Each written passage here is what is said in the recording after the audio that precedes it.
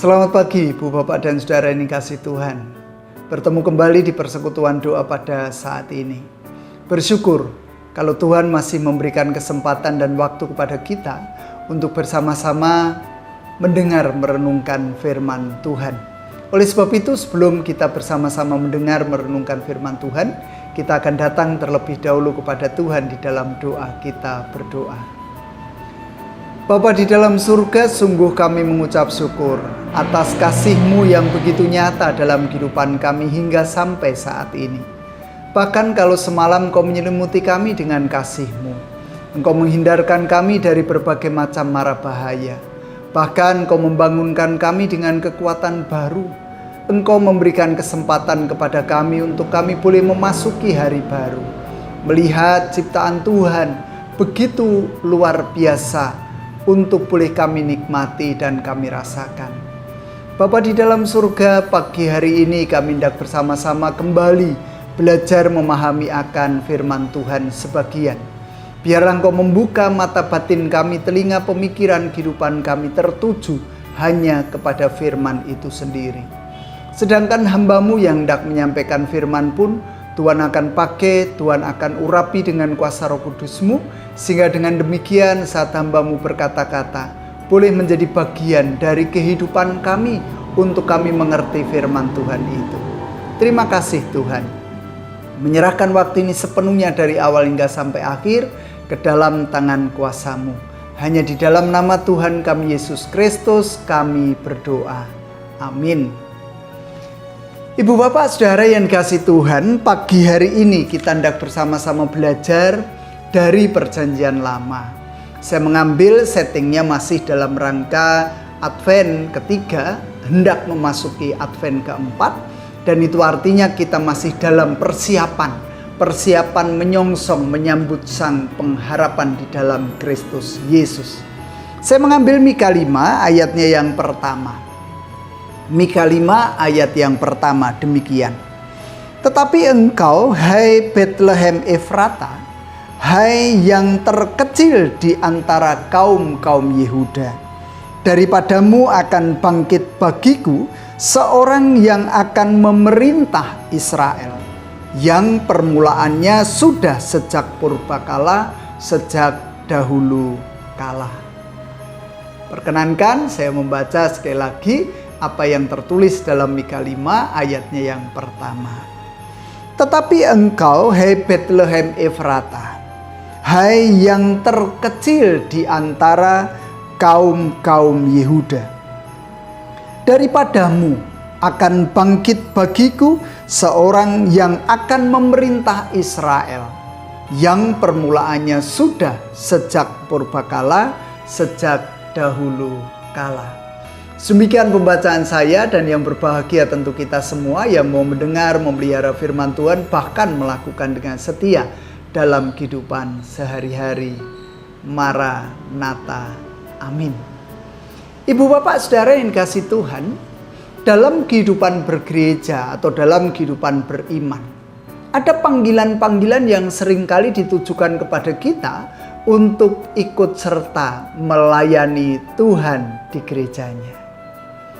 Ada banyak orang yang menyanggupinya, ada banyak orang yang lalu menggapai kesempatan itu, tetapi tidak sedikit pula ada orang-orang yang menolak berbagai macam pelayanan di dalam kehidupan gereja. Kira-kira apa sih yang menjadi alasan kenapa mereka menolak ikut serta dalam pelayanan di gereja? Saudaraku, saya mencatat beberapa. Yang pertama, orang kadangkala merasa diri rendah, merasa diri tak berarti, merasa diri rapuh tak berdaya. Ada juga orang yang mengatakan, apa aku sanggup?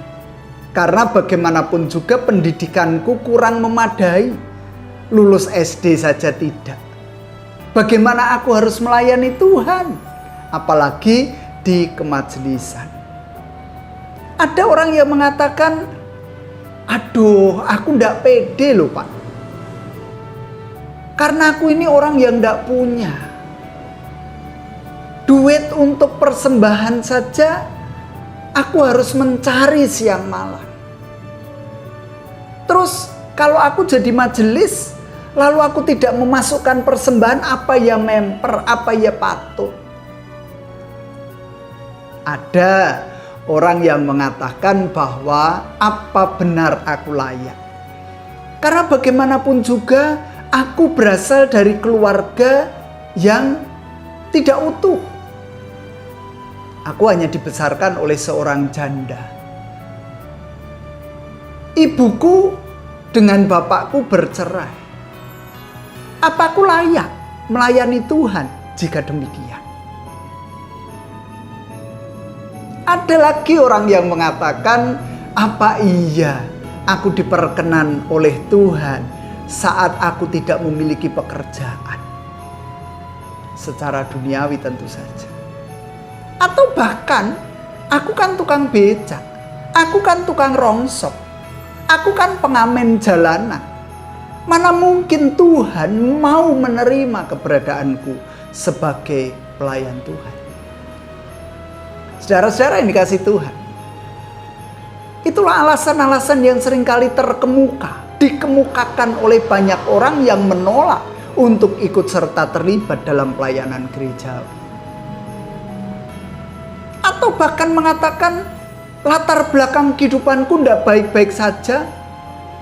Anakku berandalan, anakku preman, anakku ikut dalam jaringan underground. Aku dengan istriku tidak rukun, seringkali bertengkar. Dan masih banyak lagi yang lain tentu saja. Yang belum sanggup, yang harus menyelesaikan tugas sebagai orang tua, yang sakit-sakitan, dan sebagainya. Pagi hari ini kita dibukakan mata batin kita. Ketika saya mencoba untuk ayo kita belajar dari Mika. Terlebih Mika 5 ayatnya yang pertama ini. Kita dibukakan bahwa ini loh makna Natal bagi kehidupan umat manusia. Ini loh Natal yang sebenarnya. Ini loh masa yang hendak kita nantikan sebelum Sang Juru Selamat itu nyata di dalam kehidupan dunia. Coba kita perhatikan. Bagian yang pertama dari kalimat ini adalah, tetapi engkau hai Betlehem Efrata, hai yang terkecil di antara kaum-kaum Yehuda. Dikatakan yang terkecil loh, bukan yang terbesar loh. Kenapa sih Tuhan itu harus lahir di Betlehem yang dikatakan sebagai yang terkecil dari kaum Yehuda? Kenapa tidak di Yerusalem? Kenapa tidak di Sion? Kenapa tidak di Bait Allah? Elah kok di Betlehem? Kenapa juga sih ketika itu Maria dan Yusuf tidak bisa menemukan hotel? Hotel tentu bayangan kita bukan hotel yang melati ya. Kenapa Sang Juru Selamat harus lahir di penginapan? Dan itu pun tidak ada tempat. Sehingga hanya ada tempat pembaringan yang di sana dikatakan adalah palungan. Coba saja bayangkan, apakah palungan itu terbuat dari emas? Apakah palungan itu dilapisi dengan perak? Tidak, saudara.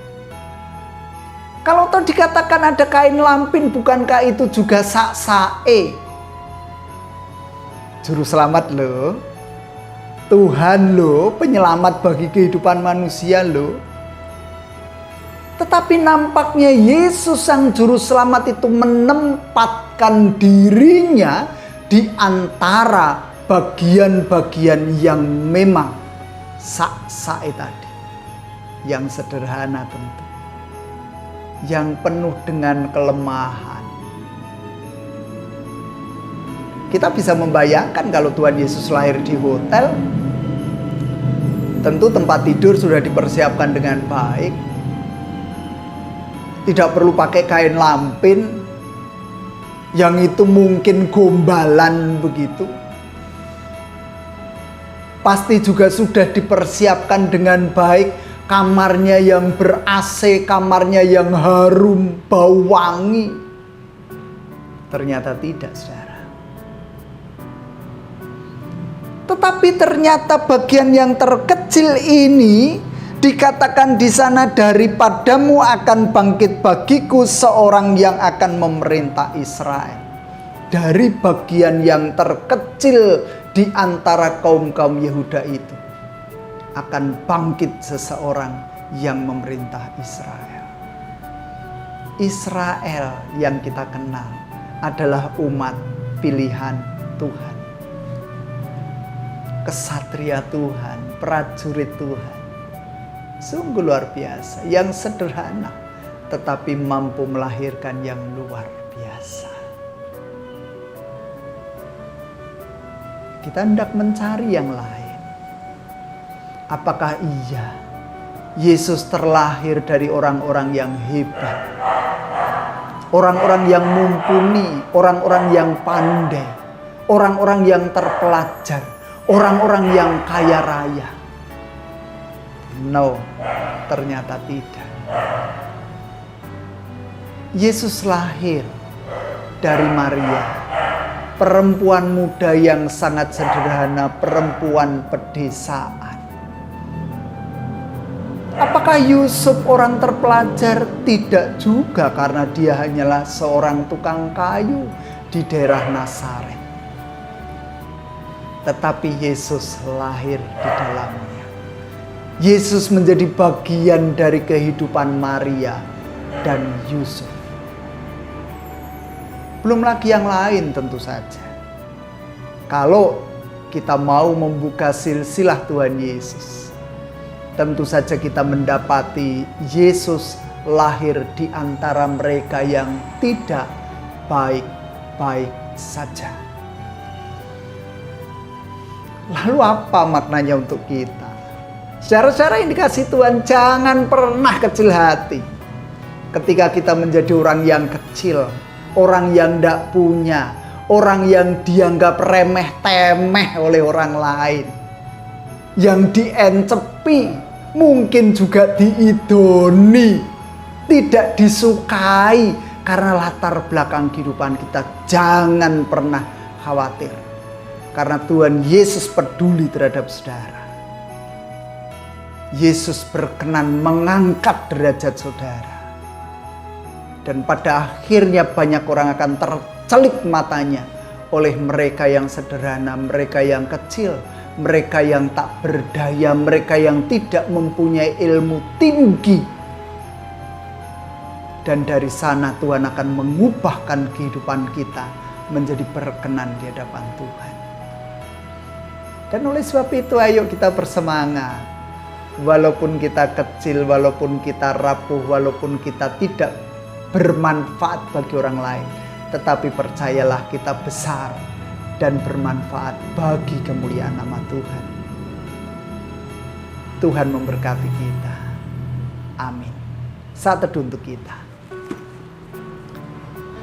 Bersama-sama kita datang pada Tuhan, di dalam doa kita berdoa. Engkau menghadirkan kami di tengah-tengah keberadaan kehidupan dunia ini, ya Tuhan.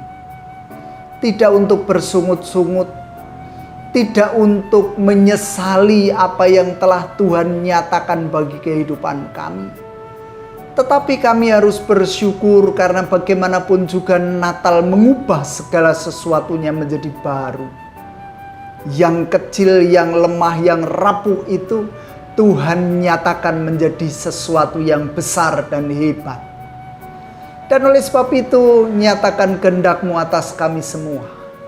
Dan biarlah kasih setia damai sejahtera-Mu nyata kepada kami, dan kami boleh senantiasa bersyukur atas situasi kondisi kehidupan kami. Dan oleh sebab itu kami juga berdoa untuk setiap kami yang letih, lesu, dan berbeban berat. Akan banyaknya persoalan yang harus kami pikul dan harus kami tanggung. Kami percaya Tuhan bahwa Engkau membebaskan segala sesuatunya, dan Engkau mengubahkan yang lemah menjadi kuat, yang sakit menjadi sehat, yang tak berdaya memiliki kekuatan yang begitu dahsyatnya menghadapi situasi kehidupan dunia. Mampukan kami menyongsong kehadiran Tuhan. Terlebih kami boleh mempersiapkan hati menjadi palungan Tuhan, di mana Engkau meletakkan diri di dalam hati kami. Bungkus kami dengan kuasa darah-Mu ya Kristus, dan kuasai kami dengan Roh Kudus-Mu, sehingga kami benar-benar berdaya guna di dalam kehidupan ini, bermanfaat bagi kemuliaan nama Tuhan. Kehidupan gereja milik Tuhan dimanapun, terlebih GKJ Purbalingga yang mempersiapkan banyak hal berkaitan dengan Advent dan masa Natal, bahkan Tahun Baru. Engkau pun akan berkati satu persatu, dan kemuliaan-Mu semakin dinampakkan. Kebersamaan kehidupan kami sebagai gereja, sebagai keluarga, Tuhan juga urapi, Tuhan juga berkati. Kehidupan bangsa dan negara kami terletak dalam genggaman tangan kuasa Tuhan. Dan biarlah Tuhan juga mendengar apa yang menjadi seruan pribadi kami, permohonan pribadi kami, kebutuhan-kebutuhan pribadi kami.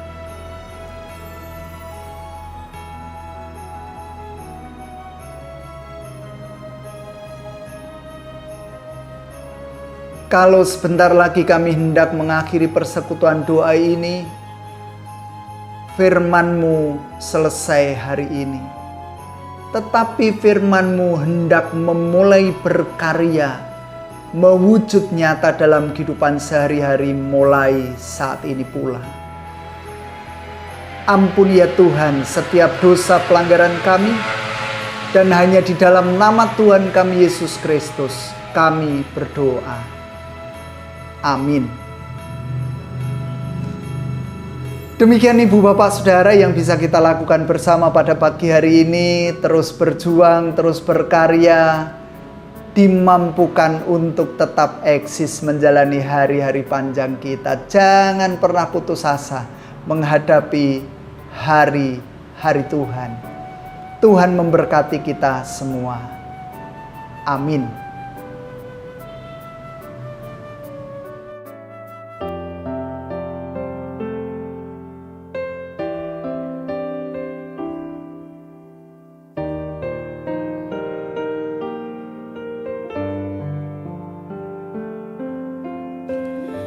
Musim akan selalu berganti, kasih Tuhan tetap abadi,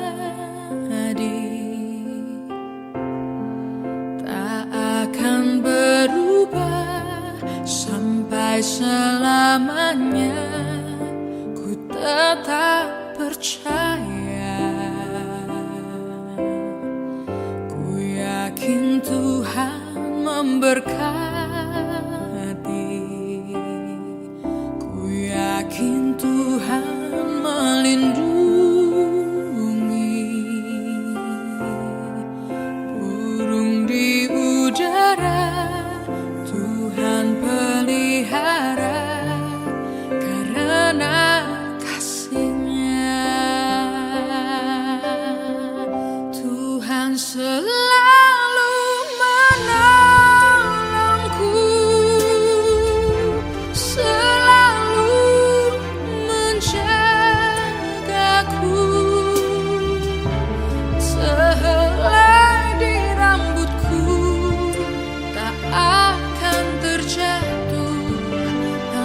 seizinmu.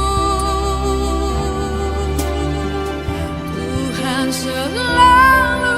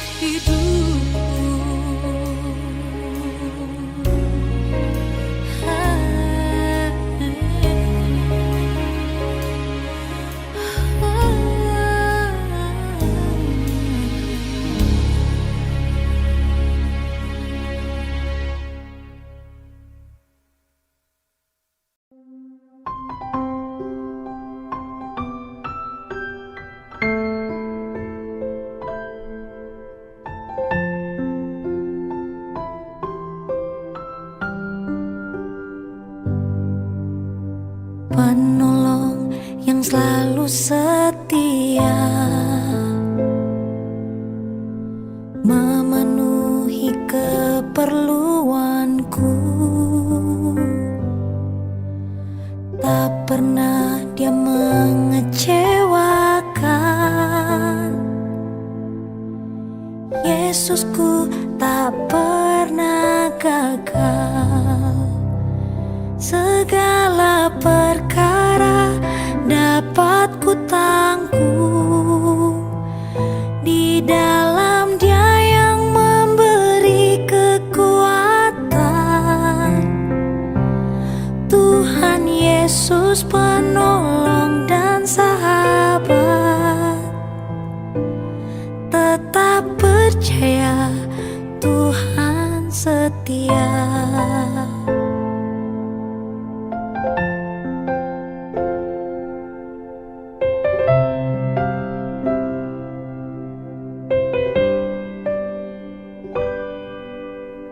Penolong yang selalu setia, memenuhi keperluanku.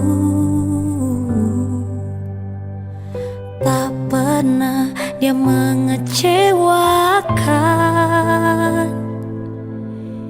Yesusku tak pernah gagal. Segala perkara dapat ku tanggung di dalam Dia yang memberi kekuatan. Tuhan Yesus penolong dan sahabat. Tetap percaya Tuhan setia.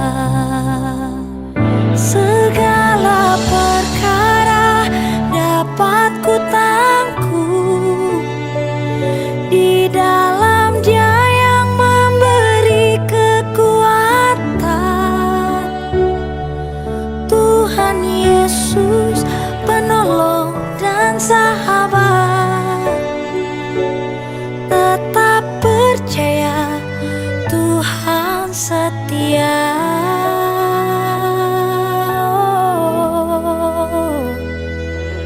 Tetap percaya Tuhan setia.